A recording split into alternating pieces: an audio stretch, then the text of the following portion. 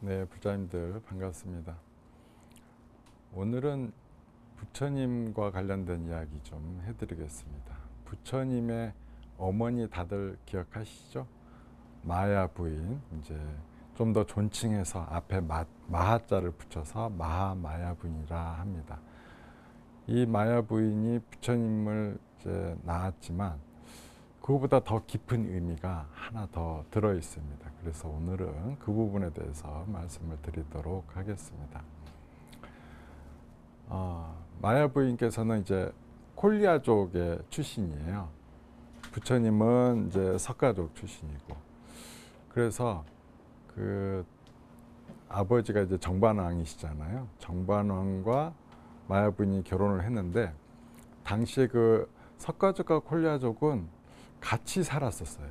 그래서 왕은 대대로 석가족에서 나오고 왕비는 콜리아족에서 나오고, 그래서 계속 사돈 관계를 맺으면서 이제 한 나라로서 통치를 이제 했습니다.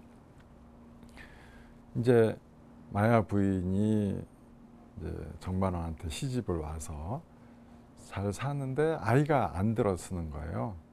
되게 늦게까지 아이가 안 들어섰어요. 언제 아이가 들어서게 되냐면 나이가 45살 되었을 때. 지금으로 쳐도 조금 노산이잖아요. 45살 되게 그때 임신하는 거 좀 위험한데, 근데 그때 이제 아이가 들어서게 됩니다. 그러니까 아이가 들었을 때도 기도를 많이 해요. 왜냐하면 그 좀 훌륭한 아들을 낳는 것 옛날에 참 많이 중요했잖아요. 이제 어느 날 태몽을 꾸는데 꿈속에서 하얀 코끼리, 근데 그 상아가 총 6개 달린 흰 코끼리가 와가지고 태중으로 싹 드는 꿈을 꿉니다. 이게 아주 길한 그런 꿈이고, 또 뭔가 중요한 또 태몽이라는 거를 바로 느끼게 되죠. 그래서 아이가 들어서게 되는데, 근데 신비한 경험을 하게 돼요.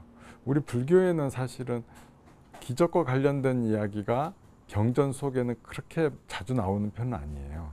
그런데 그 기적과 관련된 이야기가 그 어머니인 이 마야 부인이 보살을 잉태했을 때, 그러니까 이제 태중에 딱 들었을 때 기적이 나온다. 어떤 기적이 나오냐면, 지나가다가 못 걷는 분을 이렇게 만지면 걸음을 걷게 되고, 안 못 보는 사람을 만지게 되면 눈이 떠지고, 많이 들어본 내용이잖아요.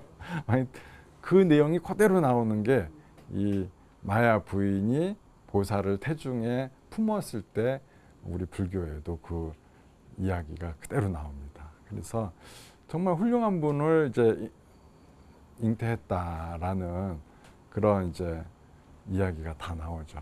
그래서 그때 당시도 우리도 지금도 보면 이제 아이가 들어섰고 아이를 낳고 그러려면은 친정 가서 낳잖아요. 몸도 거기서 풀고.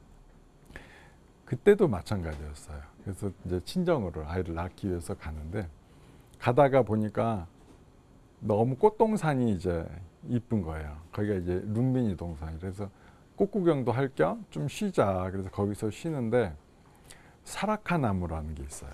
사라카 나무도 그 꽃이 또 이쁘게 펴서 그 나무를 이렇게 구경하는데, 그때 산통이 오는 거예요. 이제 아이를 낳게 되는 거죠. 그래서 이제 아이를 낳게 되는가 싶어서 그 나뭇가지를 딱 잡았어요. 근데 원래 산통이 좀 있잖아요. 근데 잡는 순간 그 고통이 다 사라지는 거예요. 고통도 사라지고 어떤 아픔도 느끼지 못하고 보살을 낳게 됩니다. 그래서 그 사라카 나무가 나중에 아쇼카 나무로 불려요. 아쇼카 나무란 뜻은 한문으로 풀이하면 무수라고 그러는데, 근심을 없애주는 나무. 그러니까 근심이 뭐냐면 근심과 고통이 포함돼서 같은 뜻이거든요. 그래서 그 나무를 잡는 순간 그 어머니의 고통을 없애줬다 해서 이제 무수라고 부르게 됩니다. 원래 이름은 사라카 나무였어요.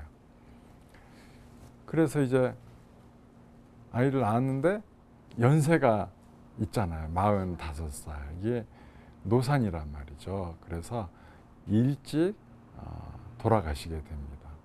7일 만에 돌아갔어요. 그래서 경전 속에는 그 뒷모습이 잘 나오지 않아요.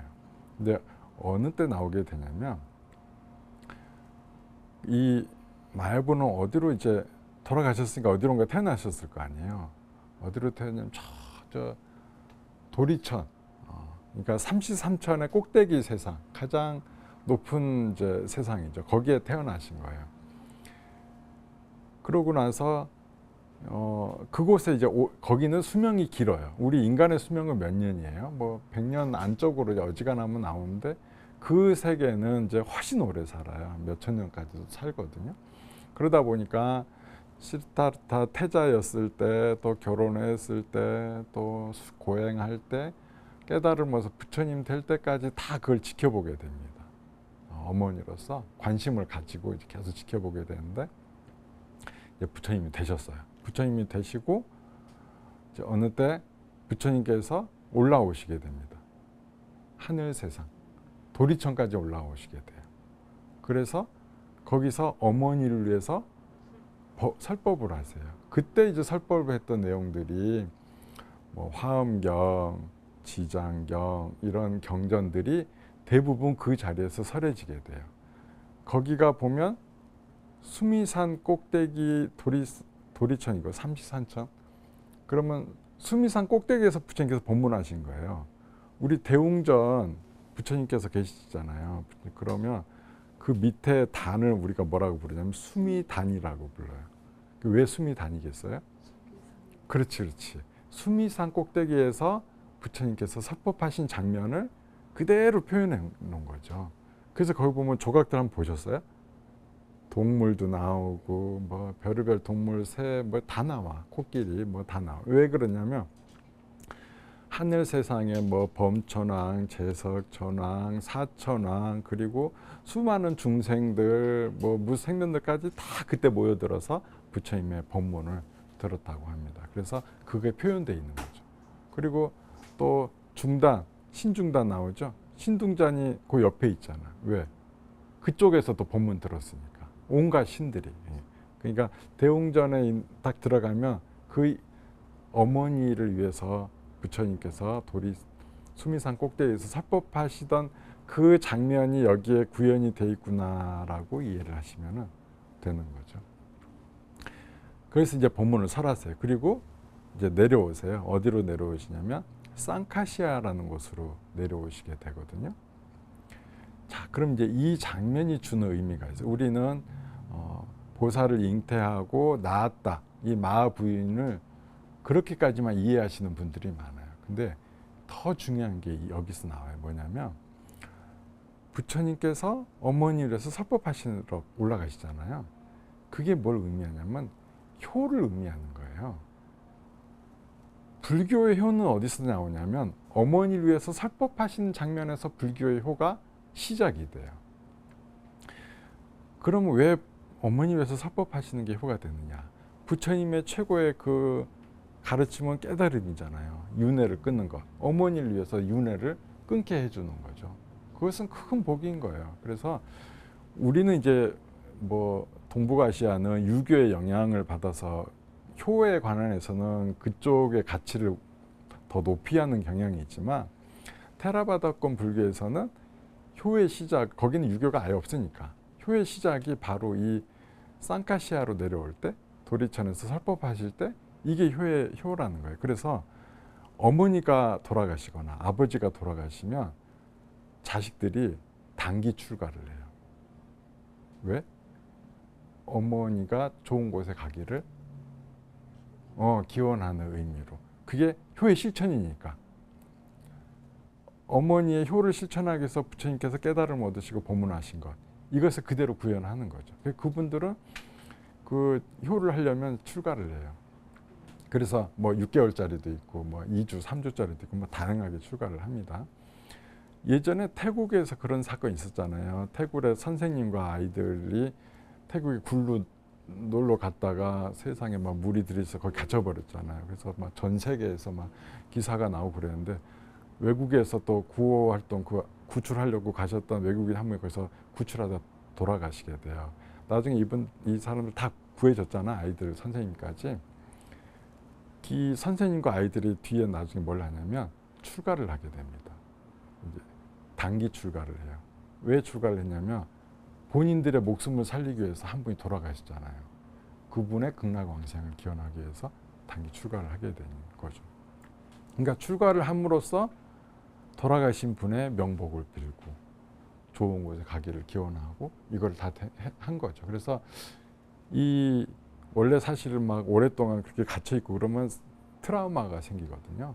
근데 이 어린 친구와 선생님한테는 이 트라우마가 없었대요. 왜 없었겠어요? 할도리를 잘 했잖아. 출가를 하면서 본인을 위해서 많이 기도해주고 걱정해주고 하셨던 분들에 대한 도리를 다 한 거예요. 바로 이것이 마야 부인이 보살을 낳은 것뿐만 아니라 효까지도 우리에게 알려주셨다. 불교에는 바로 마야 부인 때문이다. 거기서 우리의 효를 찾아야 됩니다. 그래서 뭐 예전에 불교가 이제 고려시대 때, 아니 고려시대까지는 좋았다가 조선시대 때 스님들이 많이 핍박을 받잖아요. 스님들이 유학자들한테 그렇게 공격을 많이 받았어요. 그 대표적인 게 뭐냐면 효를 하지 않는다. 집에서 부모님을 모시고 자손을 낳는 게 효인데 스님들은 다 버리고 갓버린다. 집안을 버렸다. 이렇게 얘기하고 그렇게 공격을 받았는데 아니다. 그 사람들이 생각을 잘못한 것이다. 출가하는 것이 효다. 스님 한 분이 나면 3대가 천상세계 난다 했어요. 그러니까 집안이 다 잘 되는 거예요. 스님 한 분이 나면. 그래서 스님들은 불효한 이들이 아니다. 출가한 것만으로도 그 집안이 얼마나 좋은 공덕을 쌓았는가를 알 수 있는 것입니다. 여러분들은 이제 출가한 스님들 보면은 참으로 효를 잘 실천하고 계시는 분들이구나 이렇게 생각하셔야 돼. 정말 우리가 유교에 많이 이렇게 많이 그 속의 이야기를 많이 들어가지고 가치관이 혼동이 오는 거예요. 불교의 가치관에서는 스님이 진짜 효를 실천하는 분이지 다른 게 아니다는 것입니다.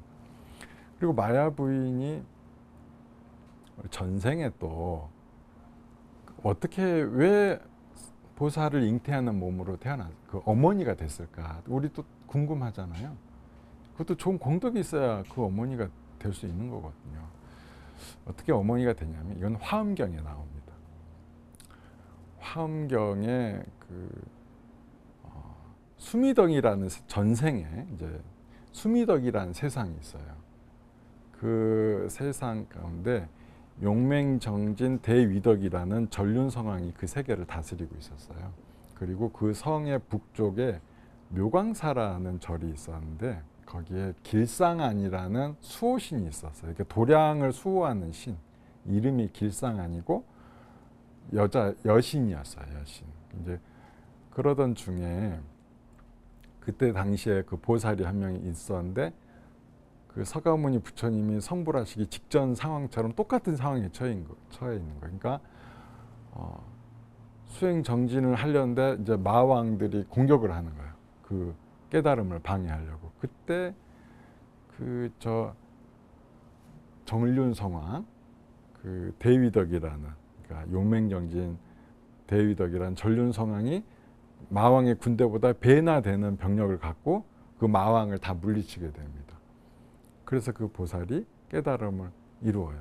근데 그 모습을 옆에서 지켜보던 그 도량신이 너무 그 전륜성왕 대위덕이라는 전륜 너무 자랑스러운 거예요. 너무 훌륭하다. 나도 저런 일을 내 자식으로 낳고 싶다라고 마음먹은 거예요. 여신이었기 때문에.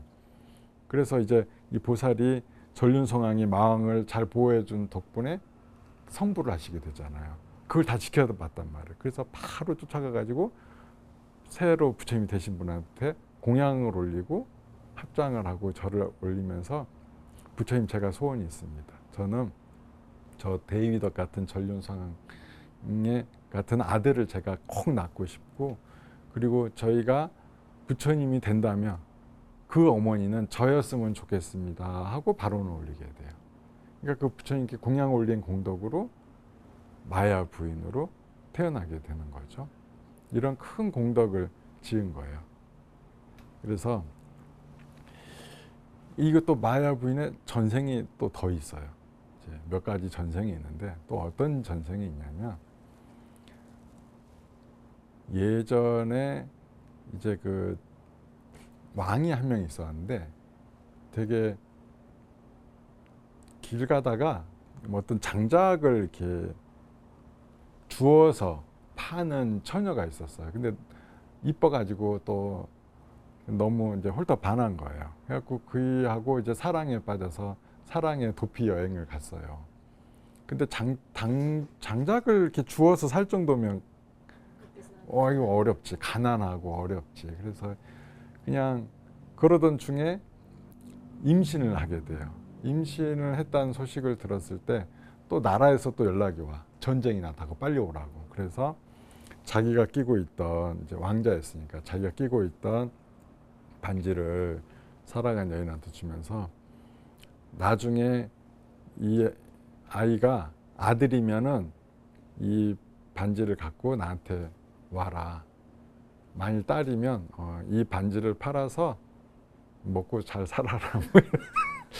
당시에도 좀 이렇게 전생이니까 좀 남자를 좀 귀하게 여겼나 봐요. 지금도 그래요. 지금도 그래요? 네. 지금도 그렇군요. 그래서 이 정말로 아이를 이제 잘 길렀어요. 근데 이 아이가 조금 컸어. 이제 아주 어른이 되지는 않고 한 7, 8살쯤 되는데 동네 아이들하고 놀다가 아이들 때는 막 이렇게 막 어울려 놀다가 막 서로 잡아뜨리기도 하고 그렇잖아요. 근데 얘는 아이가 없는데 상대편 애는 그러니까 아빠가 있는 거라. 그래서 같이 넘어지긴 똑같이 넘어졌는데 저 녀석이 애비도 없으면서 우리 아들을 친다고 이러니까 그때 상처를 받은 거야. 울면서 이제 엄마한테 가가지고 어머니 저는 왜 아버지가 없습니까? 그러니까 그때서 일러주는 거예요. 너의 아버지는 왜냐면 자식이 슬퍼하니까 너는 정말 귀한 자식이다. 왕의 아들이니까 너는 왕자다. 그럼 저는 아버지 빨리 보고 싶습니다. 이래요. 그래서 반지를 들고 가요.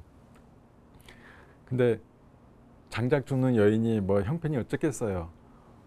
외모도 남노하고 애 키우느라 고생도 많고 뭐 누가 봐도 귀티는 전혀 안 나. 그럼 성문에서부터 막히지. 이제 막히니까 반지를 꺼내 보는 거예요. 이거 지금 임금께서 저한테 주신 거다 하니까 예사 반지가 아니거든요. 집어넣어줘요. 그래서 임금을 뵙도록 해줍니다.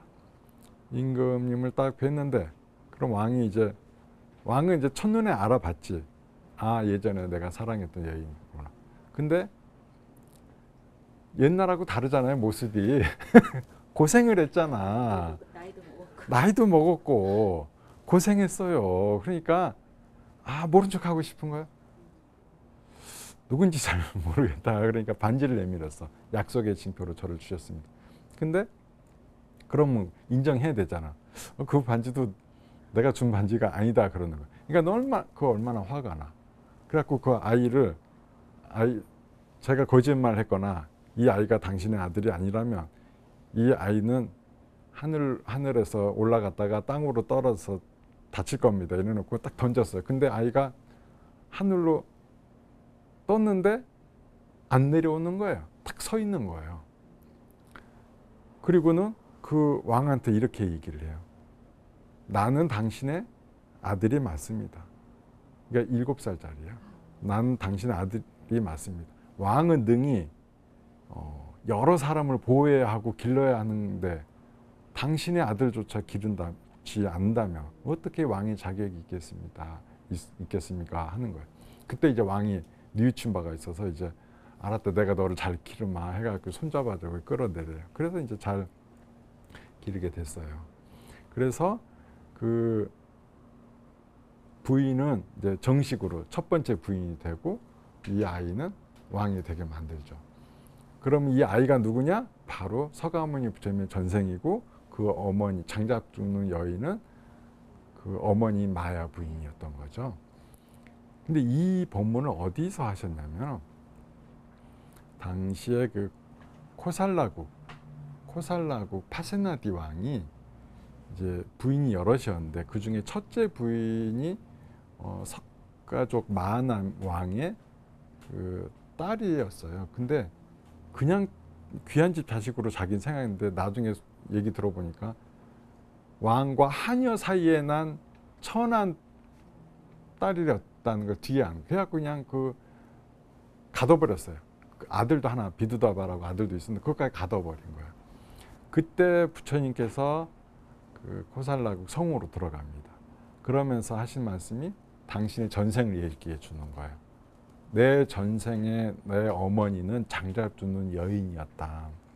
하지만 그 어머니가 나 같은 아들을 낳은 것이다. 당신의 그 부인이 당신 부인이 됐다는 것만으로도 이미 귀한 신분이 된 것이다. 근데 왜 그 하녀의 자식이었다고 그렇게 무시하고 그럴 수가 있느냐. 그래서 왕의 마음을 돌이켜줘요.